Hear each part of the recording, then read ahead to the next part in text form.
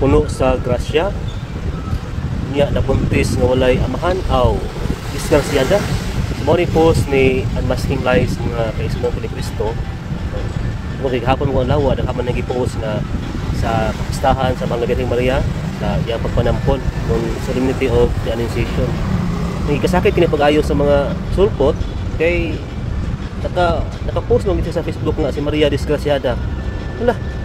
Pagka grabe gid siguro lang gibati ni no?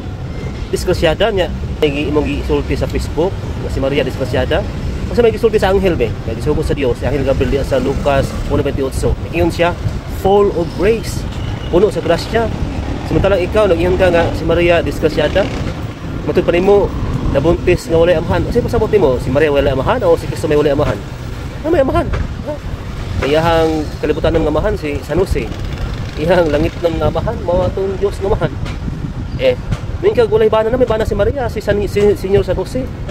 Yan Masking Lies. Matud pa nimo ang imong ngalan sa Facebook, pagbutyag sa mga bakak. Pakita mo na nimo sa imong profile do be. Iba sen troll ka or kuan ang account nimo, dami account na. Asa hadlo ka? O na nga min kag kamatuoran, ang kamatuoran ay mohatag to kagawasan. So kaming Katoliko, si Birhen Maria puno sa grasya, dili disgrasya. Salamat, maayong